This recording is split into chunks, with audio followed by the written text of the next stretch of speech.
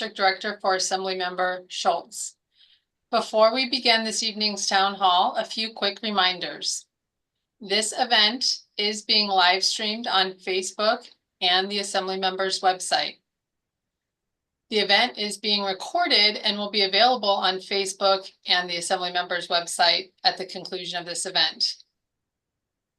The Q&A feature is available for participants to ask questions.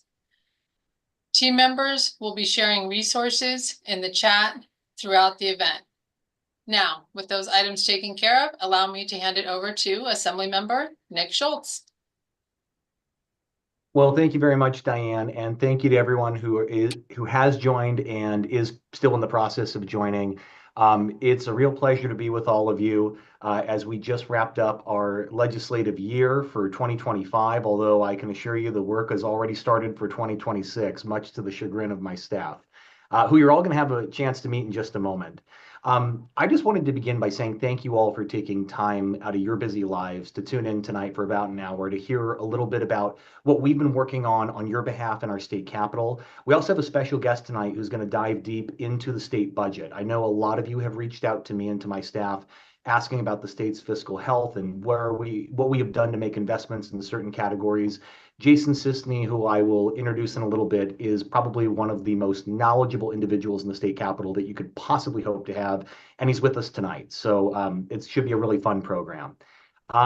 If you're on the Zoom, you are probably already in my district, but in case you're wondering, hey, am I a constituent of Assemblymember Schultz? I just wanted to flag that we represent the communities of Burbank, North Glendale, La Crescenta, Montrose, and the Los Angeles neighborhoods of Sherman Oaks, Studio City, Valley Village, and quite frankly, so much more. But geographically, that's where we're talking about.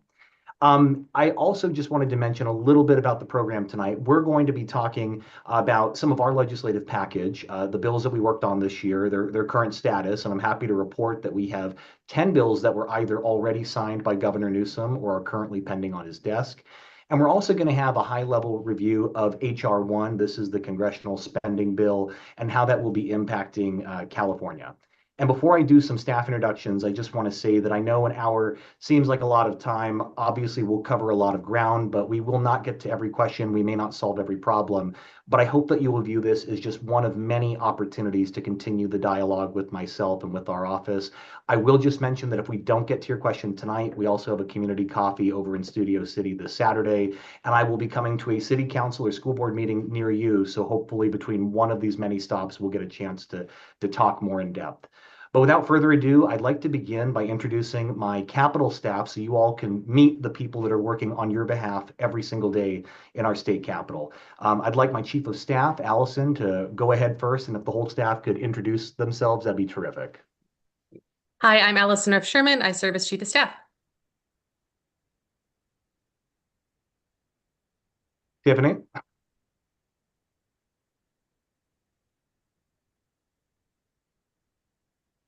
Hi, I'm Tiffany Morrison. I'm scheduler. And if you're looking to get me at a community event or a coffee, or if you just like to register a compliment or complaint, Tiffany is the person to go to. It's her first name, daughter, last name at asm.ca.gov.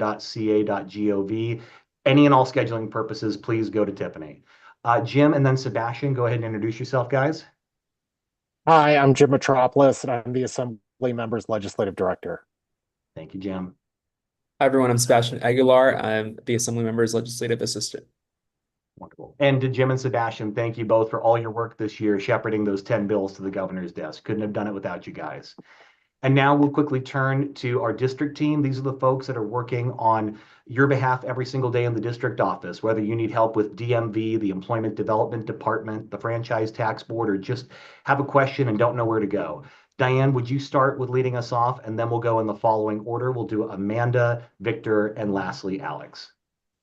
Thank you. Hello, my name is Diane Rana. I'm District Director, as the Assemblymember just mentioned. The district office is here to assist you with various state agencies, and we have 3 field reps to assist you. Go ahead, Amanda. Good evening, everybody. My name is Amanda Feisel. I'm the field representative that covers Burbank and North Hollywood. I'm really happy to have you on tonight. Thank you.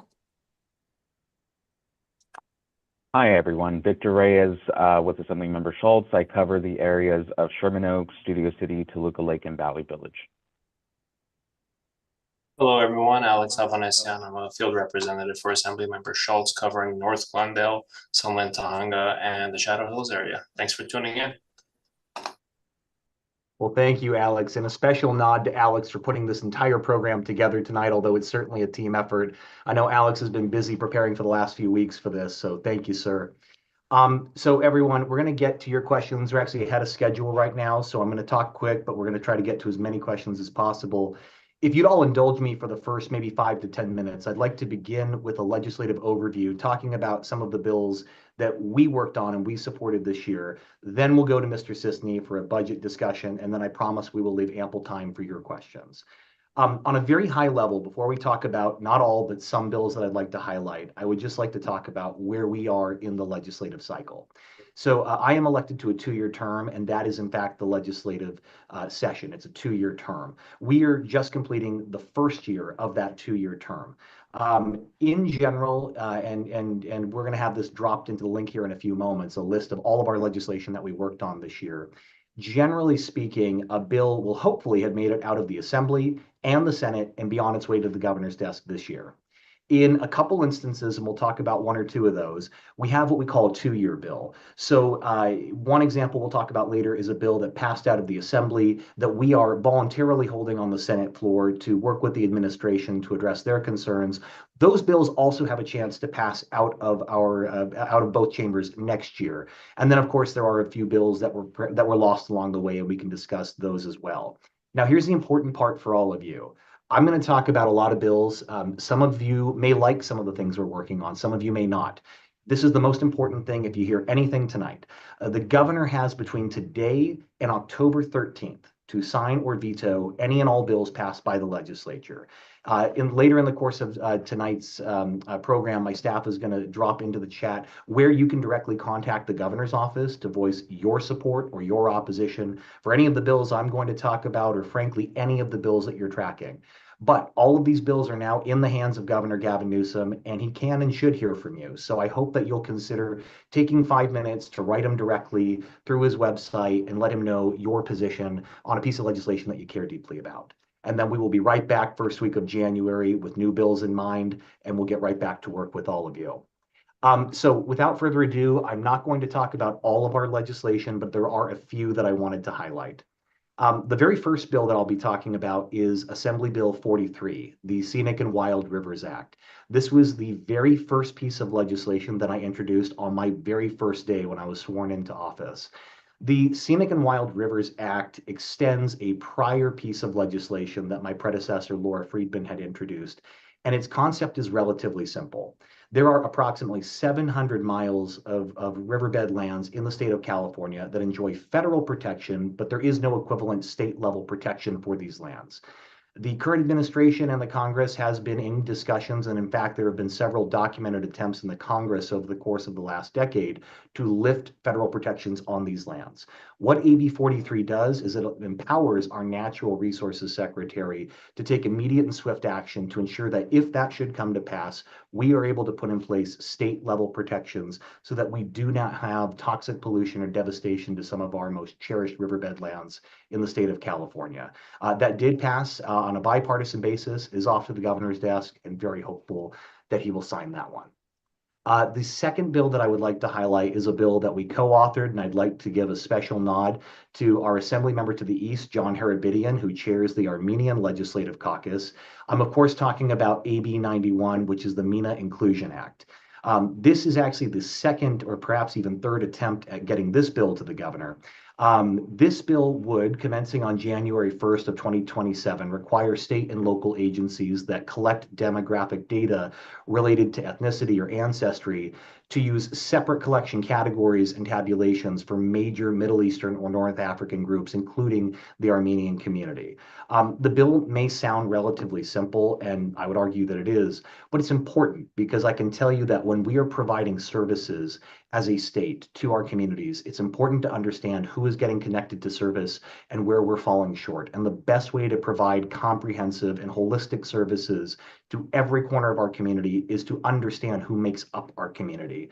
So we are hopeful that the MENA Inclusion Act will be signed by Governor Newsom, and with that, we'll be able to ensure that some of the immigrant populations that call the 44th Assembly District home are getting the access to the services that they need, and we're being effective in the deployment of those services. The next bill I'd like to talk about is Assembly Bill 379, which I was the lead author on with Assemblymember Stephanie Wynn from Sacramento, as well as Assemblymember Maggie Krell and a handful of others. This is a bill that expands on California's already strong crimes against children. It does essentially three things. Now, here's a little bit of history and background. In the past two legislative cycles, SB 14 and SB 1414, dealt with the issue of penalizing attempting to solicit a minor for a commercial sexual activity. However, these bills left a loophole in the law for 16 and 17-year-olds. So if the minor was 16 or 17 years of age, they could only be charged with a misdemeanor. So I mentioned this bill does three things. The first thing it does is it does authorize felony charging under that provision of the penal code if the minor is 16 or 17 and the offender is within the age difference between the offender and the victim is greater than 3 years of age. We modeled that after the statutory rape statute that we have in California.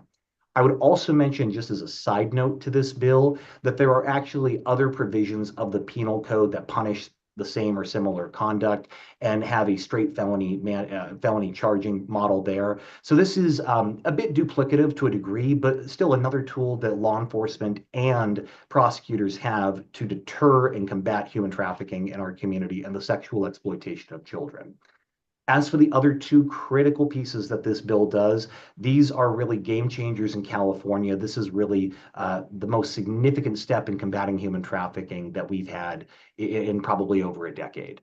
The second thing that it does, really important, is it actually answers a critical question that was left unanswered by prior legislation. For about 10 or 15 years, certain kinds of businesses in California have been required to post a standardized human trafficking notice. And you might have seen it at a hotel you visited or a laundromat, massage parlor. It's a notice that says if you or someone you know is a victim of human trafficking, call this number for help, text this number for help, know the signs. The problem is when the legislature passed that several years ago, it never addressed which agency was actually responsible for enforcing that requirement, let alone what you would do with the collection of any fines or fees levied against non-compliant businesses. This bill empowers the California Department of Justice, Office of Attorney General, to actually enforce the law. And the third critical thing is it deposits the proceeds of any fines collected for noncompliance by these businesses that, quite frankly, are looking the other way and lifting up this dark industry. It directs those proceeds to a survivor fund so that people exiting a human trafficking situation actually have access to the help that they need to stabilize themselves and really have a renewed start in life. AB 379 is really an incredible bill. It's something that we worked very hard on with a lot of colleagues, and we're really happy that that is, of all the bills I'm going to talk about tonight, one that Governor Newsom has already signed into law. Next, I'm going to mention AB 690. I talked about a 2-year bill, meaning a bill that we're going to continue working on next year. This is the first one that I'm going to talk about tonight. AB 690 addresses the fact that of the 8 counties in the state of California with the highest levels of incarceration, 6 of those 8 counties use a flat fee contracting model. And it also answers the critical question that we should, in fact, have uniform standards when counties contract out for public defender services. This, if and when it's passed, will be the most significant reform to public defense services in the state of California. It really raises the bar, not just in California, but nationwide, and ensures that those who are navigating our justice system have access to competent and well-trained and fair legal representation. Next, if y'all forgive me, I'll take a quick sip. Thank you. Next, we're going to talk about SB 805. And I wanted to highlight this one because we've had a lot of calls and questions and comments to our office about what we are doing as a state to combat the operation of ICE and federal immigration enforcement in the state of California. Now, SB 805 is a bill that was authored by Senator Sasha Renee Perez, who we overlap with. She represents you if you live in the Glendale, La Crescenta, Montrose area. What this bill requires is that any local, state, or federal law enforcement officers need to wear a visible form of identification when performing their duties, so that at the end of the day, it's really grounded in this concept of due process. If you're going to be contacted or detained at your home, your place of employment, I believe you have a fundamental right to know that the person contacting you is not some masked vigilante, but is in fact someone who is a peace officer who is duly performing the duties of their job. You have a right to know who is contacting you, who's attempting to arrest you, and what you're accused of doing wrong. SB 805 is also on its way to the governor's desk, and that was a piece of legislation that we were proud to co-author.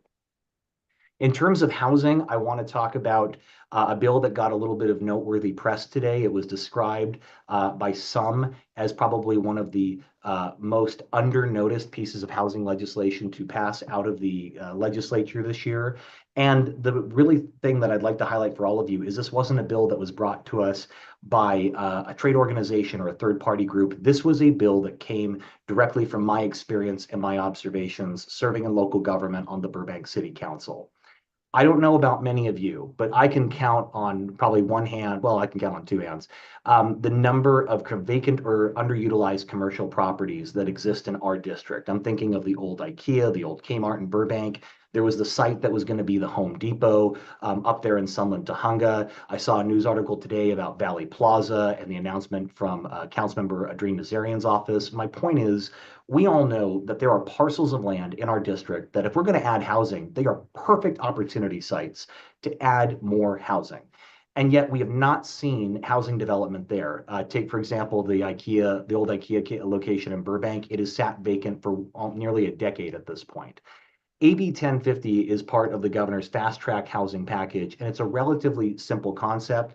What it allows is the CC&Rs, the restrictive covenants that often exist on these parcels of land that prohibit residential of any kind. If and when it's signed by the governor, those will be lifted. And it really comes from my view of housing. I do believe that there's a housing crisis in California. I believe that we have to do more to house people. I also think that we have to add housing in ways that complement our communities and our existing neighborhoods. And I can think of no better place to start than these vacant and underutilized parcels of commercial land that are just sitting there in the heart of our communities that are often adjacent to transit-rich corridors. This is where we should be building the housing. And AB 1050, I believe, is going to be the first step of many steps that our office will take to try to steer the intelligent design of housing in our communities. It's something we worked really hard at. It came entirely from yours truly and our team, and we're very proud to see that one on the governor's desk. We are almost there, folks, and Jason, you're almost up, my friend. There are two more bills I will highlight, and then I promise I will wrap this part of the program. I will be quick on this one, but again, this is one you may have read about in the papers. Assembly Bill 1138, which is the expansion of the California Film and Television Tax Credit Program, which we were proud to co-author. You all might remember that this last fall, the governor came to Los Angeles and made a historic announcement about wanting to expand the Film and Television Tax Credit Program from what was I would describe relatively modest $330 million annual program to a $750 million program, all with the aim of keeping television and film production here in the state of California and, dare I say, here in Los Angeles. AB 1138 complemented the governor's proposal. We did achieve that, by the way. We did bolster that program, and he had a very nice signing ceremony here in the city of Burbank, actually, on the ranch lot. But AB 1138 also looked at the fact that more money alone isn't going to solve the problem. We need to expand the net of who can participate in this program. So animation studios, which put a lot of people of work in our district, 30-minute segment and episodic programs, which also, again, employ a lot of grips, stagehands, actors, you name it. They also need to be able to take part in the program, and now they can with the passage of Assembly Bill 1138, which has also been signed by the governor. And the last note on this one I'll say is this isn't just good for the film and television industry. At the end of the day, this is a bill that is about supporting the cornerstone of our local economy.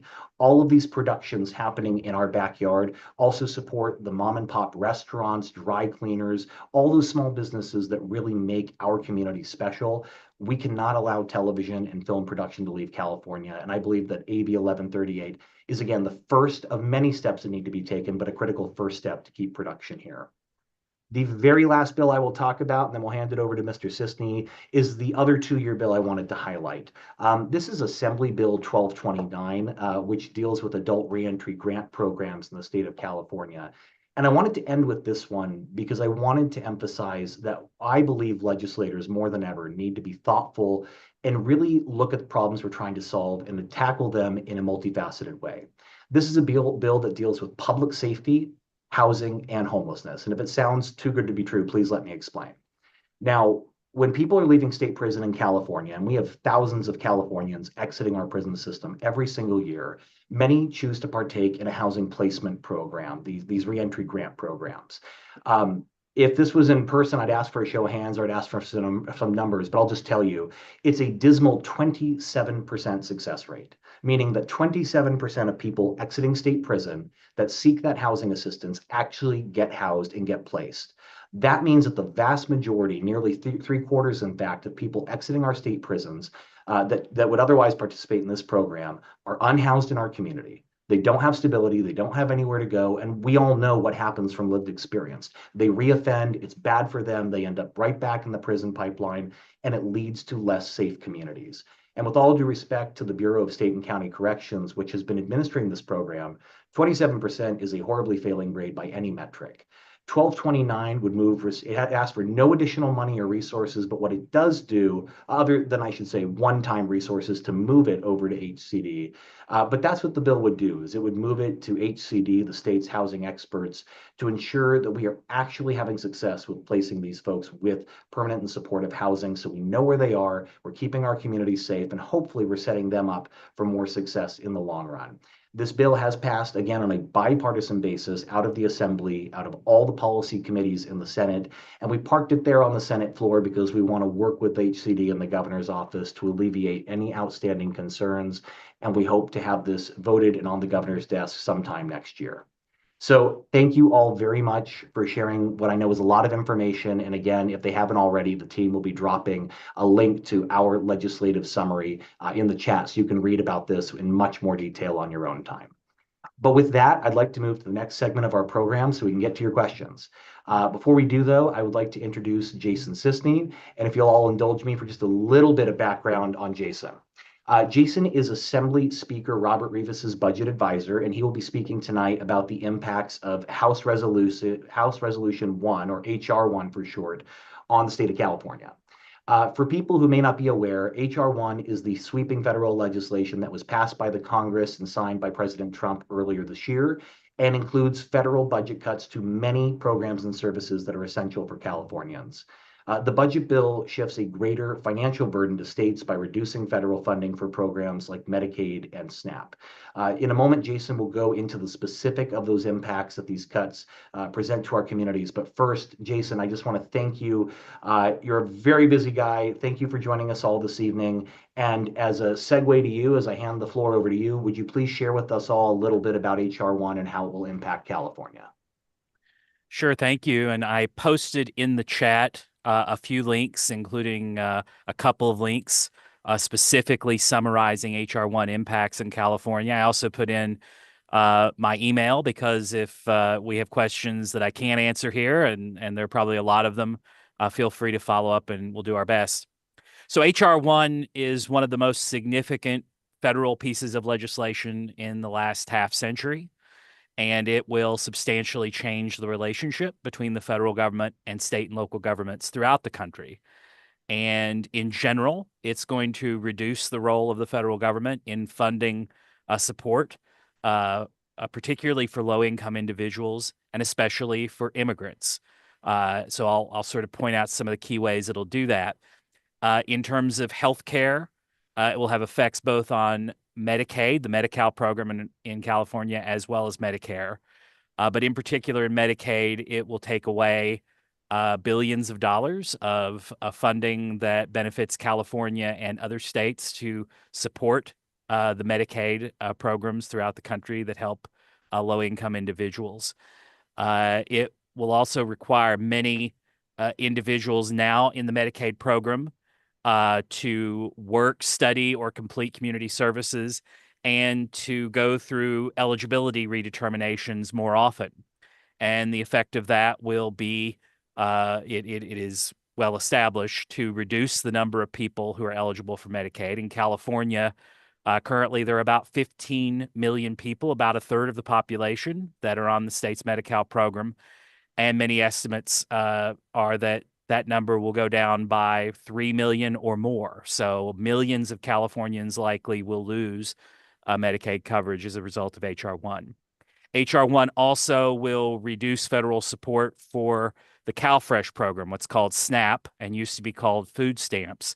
So it will limit CalFresh eligibility, increase the share of costs that states have to pay.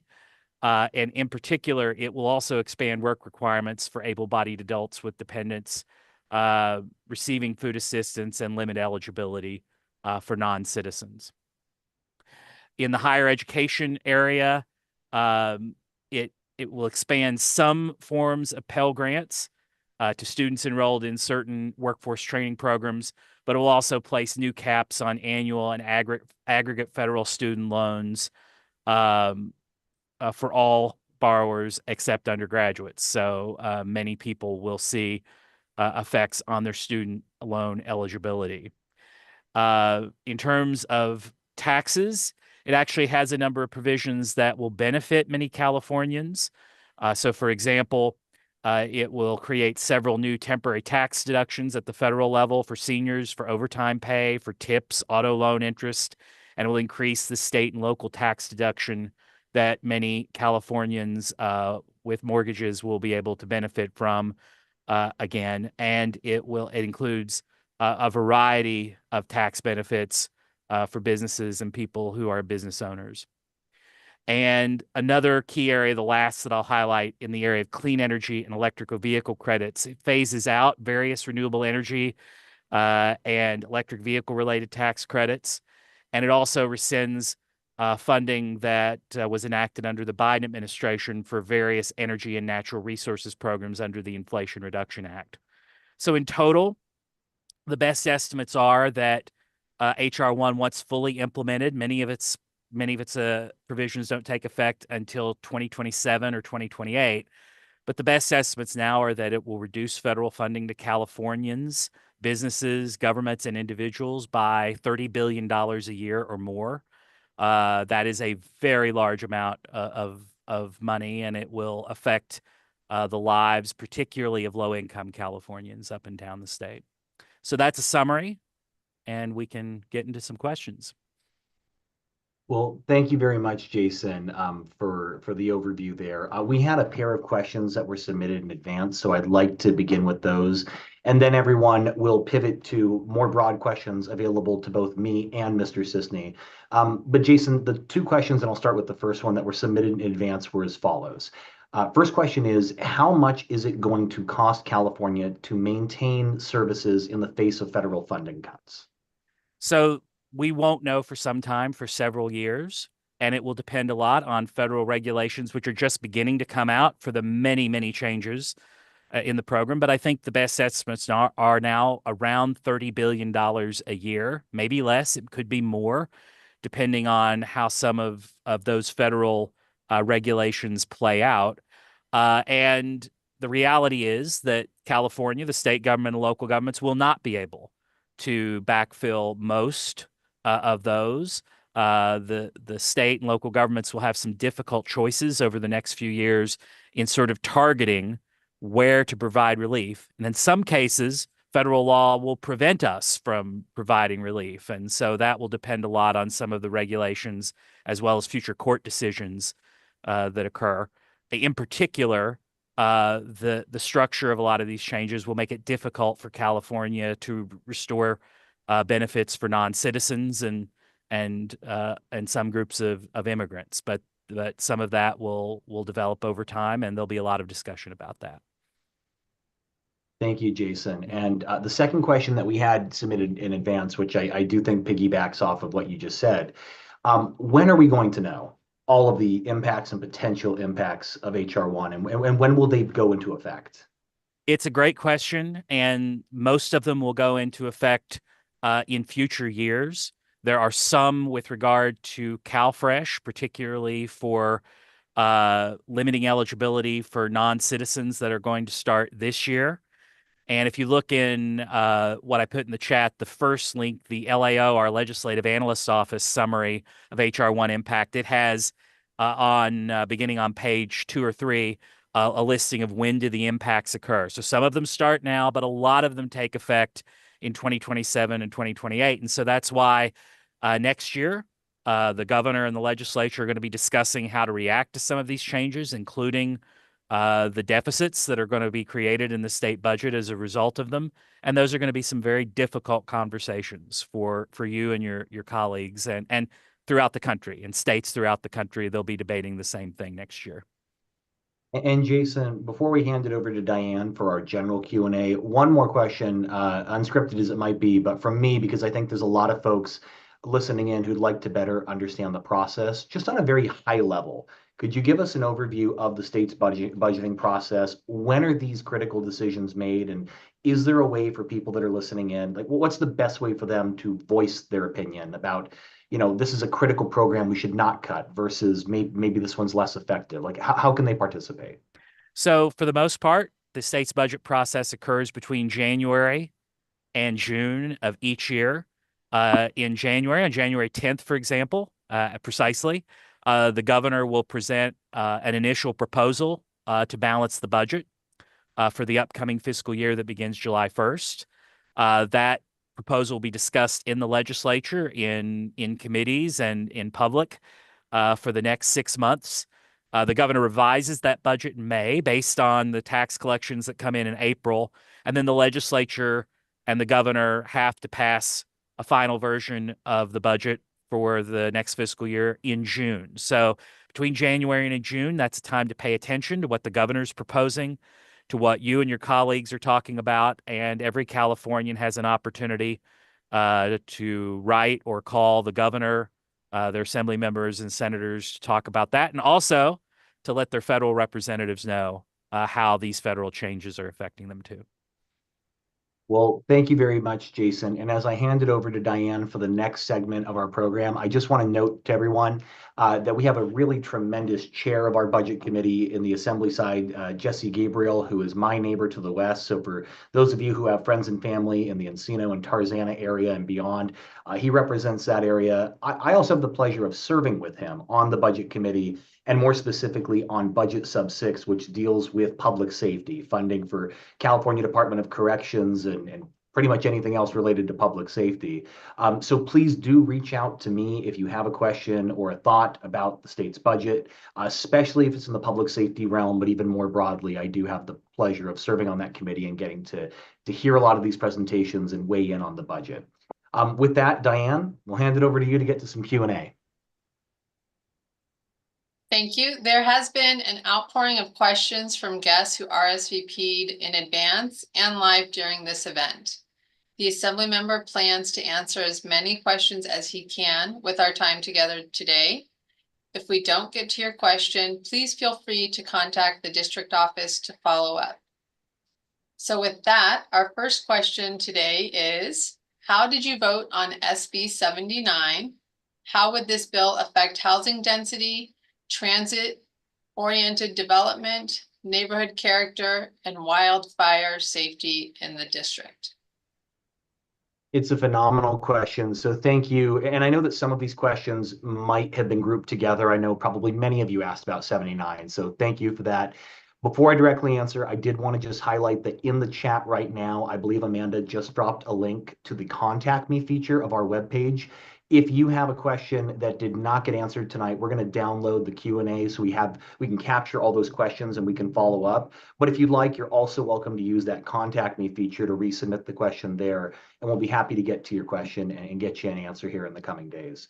SB 79, just as a very brief background, this was the latest bill from Senator Scott Wiener, which has to do with upzoning and more densification in our communities along these transit-rich corridors. The bill changed substantially from its inception to its final passage. When it came before the Assembly, though, and I will note, I only had a chance to vote on it the one time, which was on the Assembly floor.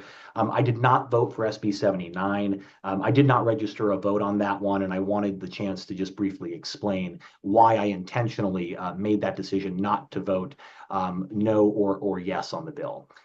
There is much of SB 79 that I agree with and I appreciate, including the basic premise that we do need more housing in California and that we should be stationing that housing in places that make sense. It makes sense, especially on those transit-rich corridors. However, I could not get to a yes on SB 79 despite many conversations with Mr. Weiner and many others for a few reasons, but I would say the one reason that really left me unsatisfied or not ready to go yes on it was the densification and very high fire hazard severity zones that exist in our community. While I do believe that we need more housing, I have also witnessed, first month in office, we had these devastating wildfires. We had Eaton to the east burning into the Glendale hillside. We had Palisades at risk of burning right into the Tarzana Encino and more broadly the valley. We had folks in Sherman Oaks that were under evacuation order. And I explained to Senator Weiner that I couldn't in good conscience come back to all of you and say that densifying in those areas was good public safety, public policy. I'm a big believer in, while we do need housing, we also need adequate ingress and egress from those routes. We need the infrastructure in the event of a natural catastrophe. I will just note that while many of you on this Zoom may like Senator Weiner, some of you may not, I can only tell you from my experience that he was nothing but magnanimous with me, very willing to work and hear the concerns. And while I did not vote for his bill, I believe in my heart that some of the final amendments that came in, which allowed for shifting some, not all, but some of the density out of those fire zones, were a product of our conversations. Last thing I will say, so we can get to our next question, is this. To those of you who have asked me, because I've gotten many questions about why I didn't vote no, that's a very intentional choice. I don't vote no very often, and I try to reserve my no vote to have the most impact. I don't believe it's appropriate, in my view, to vote no. If I agree with the premise of the bill, if I agree with many aspects of it, me not voting yes, in many ways has the same effect as a no, because Mr. Weiner needed 41 votes, and he did not count me as one of his 41 votes that he needed. I reserve a no vote for a bill that I have a fundamental philosophical disagreement with. One example would be a bill that was authored by our Republican minority leader that, in my humble opinion, would have scaled us back decades on the progress that we've made in terms of reproductive rights and access to reproductive care in California. That's the kind of bill I will proudly vote no on, because I do not agree with the basic premise that we should have fewer reproductive rights in California. And then I'm sorry, I know I went on long there, but what I will say is there are definitely maps that our office can provide. The very short answer of how it will impact communities, should it be signed into law by the governor, is that if you live in a tier 1 zone, so for example, the Metro Red Line stations, the Universal City Station, for example, within a half-mile radius, you'd be subject to the densification requirements. There are a few other lines that would fall into the tier 2 zone, and our office can provide more details on that if it comes to pass if the governor signs it. Thanks, Diane. Next question is a follow-up question to that first one. What practical alternatives do you support if SB 79 is not the right path to produce more affordable housing? Yeah, great question, and I promise to be faster on this one. I've heard the age-old adage of don't let perfect be the enemy of the good, but with all due respect, I think that when you're passing legislation, especially legislation that does impact people's daily lives and can, impact public safety, I do think perfection should be the goal, with all due respect. So look, I think that SB 79 was, at least the spirit and intent of it, was absolutely in the right direction of let's put housing with access to mass transit. But I think the other thing that we're missing, and I go back to AB 1050, which I highlighted earlier, is we do have a housing crisis in California. That's my fundamental belief. An ADU here or there is not going to solve the problem. We need housing at a larger scale. And we also need not just more rental units, we need more units that people can actually buy into, more townhomes and condominiums, things that might actually cost less than $1 million that young professionals can buy and build their asset portfolio and actually begin to maybe achieve that American dream. We also need more affordable housing. One bill that didn't make it this year that I'm still smarting over were the affordable housing bonds that we wanted to put on the ballot. regrettably won't make it to all of you next year. But I bring all this up to say that we should be steering the development of truly affordable housing and more ownership opportunities to the places in our community where we can do it at the scale that I think will actually solve the crisis. And I keep thinking the best place to start are these vacant and underutilized commercial properties. They exist. And the other thing I would say is this. We've had a lot of legislation in the last decade around zoning and by right approval processes. In my humble opinion, we haven't quite seen the success rate that we'd like to see. Part of the reason is because the people that acquire these properties go through the entitlement process, sit on the land, don't actually develop any housing, and then sell it for profit later. I think we have to develop an incentive structure to discourage that sort of bundling of commodities. We need to produce housing, and zoning is maybe one big but still piece of the puzzle. And we have to look at all the other impediments to housing production, including permit approval, processing times. All of that needs to be part of the conversation moving forward. Our next question is, if Proposition 50 passes, how would congressional district boundaries change here, and what should community members expect?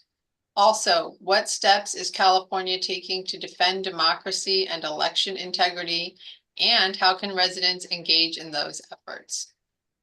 Excellent question. Thank you to whoever submitted it in advance so that we could have a few resources on the ready.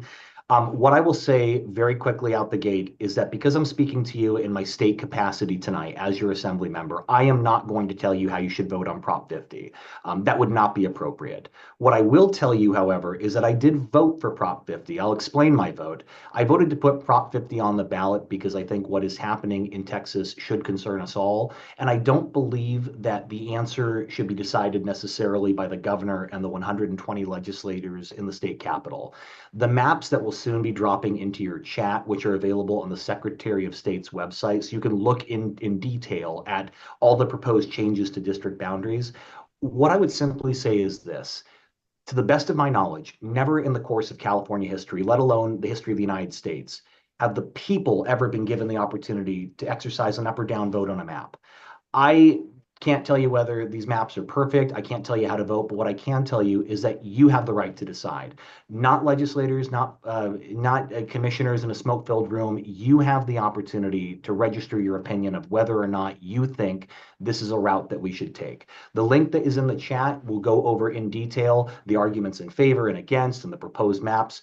All I can do is encourage each and every one of you to please do your homework. Please vote however you're going to vote. And here's the most important part. So many people I have talked to just today, just this week, have no idea that this election is happening. Please educate them. Please tell them that a ballot is coming to their home in less than a month. Please share this link with them and make sure that everybody knows about this election. The other thing I'll briefly mention is the other part of the question was, what else have we done in terms of election integrity? I will just highlight two bills that we also passed this year. We had Assembly Bill 827 by Assemblymember Berman from the Bay Area. This would standardize the cure deadline so that all voters know exactly when to fix a ballot issue, no matter where they live. And then we have Assembly Bill 1072 by Assemblymember Gail Pellerin. This would require, and this one's a really critical bill. This would require the Secretary of State for California to create uniform statewide guidance for voters on how to correct errors like mismarks or confusion on their ballot. I would also mention that there was one other bill, a Republican bill, in fact, that passed on a bipartisan basis, and I also voted for it. Assembly Bill 16 by Juan Alanis would allow counties to begin verifying and processing vote-by-mail ballots as soon as they're mailed out and not just after they're returned, all with the goal of speeding up the timeline for counting ballots and ensuring that everyone's voice is heard. This next question may be one for Jason Sisney or you, Okay. Assemblymember Schultz. What steps is California taking to protect Medi-Cal, IHSS, and other health and disability supports for seniors, people with disabilities, and low-income residents, including those who are undocumented? I will take a little bit of a stab. Earlier, I posted the links to an Assembly Budget Committee budget report and a Department of Finance budget summary. You can go there for a lot more information. But obviously, the really big issues that are going to come in the next few years are those federal cuts that I mentioned, which particularly could affect the Medi-Cal program, as well as food assistance for those groups. This year, California faced a budget deficit. Revenues have slowed down since the end of the pandemic, and California has made some significant investments in expanding healthcare coverage. And this year, the governor proposed and the legislature passed a modified version of changes that will reduce some of that growth of healthcare spending in future years. That will affect a number of groups, including immigrant groups, and those are detailed in those budget summaries. The governor did propose reductions in the IHSS program, which the legislature generally rejected. But given the federal changes that are coming, there are going to be discussions about all of those areas in the coming years. And so if you're interested in those programs, you will want to pay attention to the 2026 budget and future budgets. Thanks, Jason. For the sake of time, I have nothing to add. Great answer. The next question we have is, what are you doing about rising insurance costs, including fire and earthquake insurance? And what legislative options exist to protect homeowners and renters? It's a phenomenal question, and I'll say right out the gate that while we did some very good work this year, and I'll highlight 3 bills, there's much more work to do. I don't think that we fully solved this issue. I think that there's definitely an argument to be made that the entire framework for California Department of Insurance and our insurance commissioner perhaps should be revisited. And that might be the subject of a future thing that goes to the voters, revisiting Prop 103. But in terms of what we could do this year, the 3 bills I would like to highlight are, first of all, Assembly Bill 226. Regrettably, so many folks find themselves on the FAIR plan. And with the Eaton fire, the Palisades fire, and quite frankly, we're entering another fire season now, the drain on that plan has raised real questions about the liquidity and the viability of that program. AB 226 was passed by the legislature and would allow for the issuance of disaster bonds to ensure that we're able to process and pay out those claims and that the program remains solvent. I would categorize this as a Band-Aid on a much larger problem, admittedly, but a critical first step to ensure that those who have been affected by these natural disasters can get their claim paid and can begin the rebuilding process. In the same vein, some of you might have remembered that right after the fires, the insurance commissioner put in place a prohibition preventing an insurer from canceling or refusing to renew a residential property insurance policy for 1 year from the declaration of state of emergency. We passed Senate Bill 547, again by Senator Perez right next door, which would extend that to commercial property insurance. The last one I would note is Assembly Bill 888, which creates within the California Department of Insurance a California Safe Home Grant Program, which will provide resources for homeowners that want to do more to improve the viability, the resilience of their homes, harden their homes to mitigate the risk of wildfire. And if that's something that you're interested or would like to learn more about, or potentially see if you could partake in that program, that is exactly the kind of thing our office and our district office team is here to help you with. So please use the Contact Me feature, reach out, and we'd be happy to tell you more about it and see if you might be a fit for it. Next question. How is the state responding to aggressive federal immigration enforcement, ICE raids? And what can be done locally and statewide to protect civil rights and community trust? I'll highlight 3 things. The very first set of votes that I took when I took office were in the first extraordinary session. We refer to these bills as SB X1-1 and X1-2. These bills appropriated $50 million, $25 million of which went to the California Department of Justice to sue the Trump administration every time that they abridge our rights and liberties, including the unconstitutional intrusion of ICE agents in Los Angeles. As you have probably read in the papers, we are on a record pace to sue this administration, and the success rate is quite good. That might seem like a half answer, but I can assure you, if we don't take Donald Trump to court, I don't know that anyone's going to stop him. California has the resources, the bandwidth, and the expertise of a very experienced attorney general to take him to court and win, and we're going to continue to do that. It also included $25 million for direct assistance to those who might be facing immigration consequences but are navigating other collateral things like eviction from their apartment. So it was a legal resources appropriation.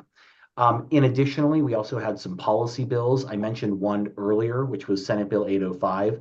The companion bill was a Scott Wiener bill, in fact, Senate Bill 627. In addition to requiring that law enforcement wear a badge and identify who they are, Mr. Wiener's bill 627 would prohibit law enforcement from wearing a mask, subject to certain exemptions.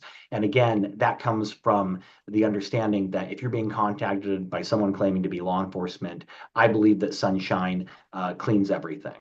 We should know who they are. We should know, in fact, that they are, in fact, law enforcement, and both of those bills passed.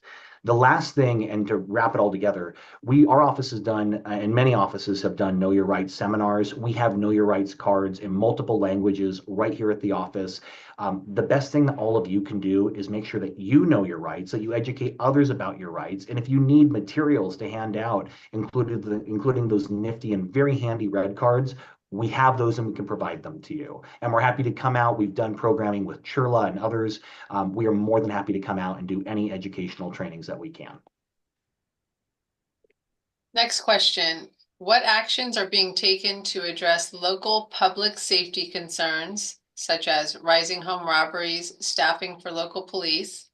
And how can residents expect improved policing and prevention in and across your district? It's a phenomenal question. I would say, unfortunately, part of the answer has to be addressed locally in terms of resources. We know there's a shortage with LAPD. We do need more officers on the streets, and that is going to be a resource issue. But in terms of policy and giving law enforcement more tools to keep you all safe, I would highlight 3 bills. Assembly Bill 379, the bill I highlighted at the top of the hour. One thing I forgot to mention, so a 4th thing that it does is reinstates the offense of loitering with intent to purchase commercial sex. What that means is that if somebody is loitering around with the intent to purchase sex, an officer doesn't need to wait for them to make contact with someone who could now be entering a very dangerous situation. They can intervene earlier. That's a tool that local law enforcement has been desperately asking for, and we are returning to them, and we're hoping that that will lead to more safety in our communities. I would also mention it because the question was talking specifically about home invasion, home robberies. Just last week, we actually passed AB 486 by Assemblymember Tom Lackey, Republican from the Antelope Valley area. This would expand the definition of burglary tools to include electronic key duplicators, which is another tool that we're seeing used very often to break into people's homes. And if I had to pick one more, I would also mention Assemblymember Jeff Gonzalez authored a bill, AB 476. This came through committee. This would expand the list of items that it is illegal to possess in the commission of copper and wire theft, which we see a lot of in certain neighborhoods in Los Angeles. There is much more I could go into, but I will say there were quite literally hundreds of pieces of legislation that came through the Public Safety Committee, which I chaired this year. And I'm proud to report that we passed a lot of good laws that, yes, do add new offenses on the books and in some cases heighten the punishment, but also more resources for those who are trying to divert from the court system and have a second chance at rehabilitation. I think it was a very productive year in terms of public safety. Next question. How can we ensure production tax incentives actually keep jobs and production days in Los Angeles? I would say, first of all, the success of the program, its utilization is the subject of monitoring and reporting by the California Film Commission, and we can provide you with the link to their website. Just for the sake of time, I would say this. Even with the passage of Assembly Bill 1138, the Film and Television Tax Credit Program sunsets in 2030, meaning that in the matter of just a couple of years, we have to start talking about whether to renew the program, whether to keep it at its current funding level, whether to expand it. And I can tell you that myself and all the legislators from the LA area that just voted for this, our expectation is that this renewed investment in the program will lead to more jobs staying here in Los Angeles and in California. If that does not happen, then we're going to have a really hard conversation about the merits of continuing with the program. Next question, and it might be one for Mr. Sisney as well. What are California legislators doing to improve public transportation across the state? Well, public transportation is key for the state meeting its greenhouse gas goals, and public transit entities especially ones in the Bay Area and to a large extent ones in Los Angeles, had a really tough time during the COVID pandemic. Recovery is now happening in ridership, which is good. The state provides through formulas a few $billions a year to transit and multimodal programs, and funding comes from vehicle fees that people pay who own motor vehicles, as well as diesel taxes for that. In 2023, the Assembly led the charge to have a $5 billion multi-year commitment to help transit agencies with capital investment, including electrification. Most of that has been fulfilled, but there's still some to go, and that'll be a subject of future budgets. But an important thing is that in the recent legislative vote to reauthorize the cap and trade program for the next couple of decades, there's a target of about $600 million a year maintained for transit programs, and that's very important to them. I have a question that came from the chat. Are you planning on asking the governor to withhold sending funds to DC? It's time to use the powers of the purse to push back on the federal overreach. It's something I'd fully support. The legality of it is still something that I think Department of Justice and others are looking into. But I'll simply say that California is a donor state. We collect and send more taxes to the federal government than we get in return. Many of your dollars that you're paying in terms of federal taxes are going to build bridges and roads and any number of infrastructure across the South and the Midwest and other parts of the country. Look, I believe at the end of the day, our tax dollars should be returning home. And on that note, just because I know we may be running close on time, I actually want to talk about one relatively significant budget win for our district. Many of you tuning in who care deeply about the climate may have recalled voting for the climate bond last November, a $10 billion bond. I just want to note that with the help of Mr. Sisney and Mr. Gabriel and many others, we were able to secure $5 million under Proposition 4 returning to our district.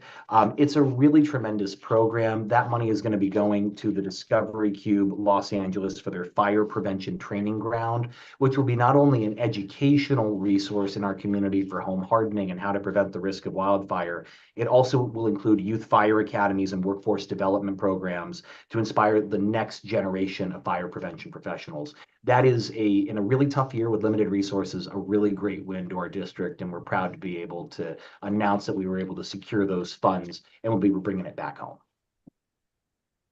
Assemblymember, noting the time, that will be our last question for the evening. Okay, then I will go to the close, but I just want to say thank you all so much. I know there are more questions that we didn't get to. If you dropped a question, or if you still want to drop a question in the Q&A, I know some have been answered, some have not. We'll be sure to capture those answers and get back in touch with you. But I really just want to close with this.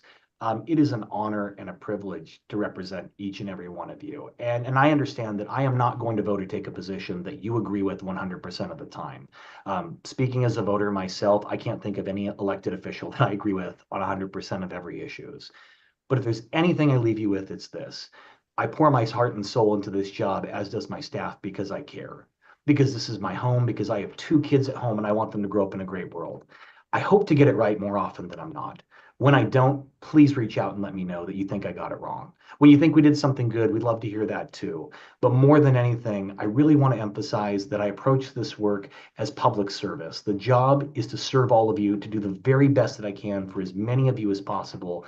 And I could not do that work without so many professionals that you met earlier tonight, all of my staff. So when you reach out to our office, however you feel about me or how you want me to vote or a position that you take, I ask one thing of all of you: please take 10 seconds to ask the name of the staff member you're talking to and thank them. These people work incredibly hard. They don't get compensated probably at the rate that they should. I try to keep it lively here and keep them happy, but these people care about you all just as much as I do, and they really deserve the recognition. With that, I just want to thank you all. It is honestly the honor of a lifetime to serve as your assembly member, and I promise, whether you agree with me or not, I'm going to keep showing up every day trying to do the best I can for all of you. Thank you. As we close, allow me to note that Assemblymember Schultz has 3 upcoming events: a community coffee this Saturday in Studio City, and 2 opportunities to meet with our partners at CHP to teach you how to install your child's car seat. For more information, check the upcoming events page online.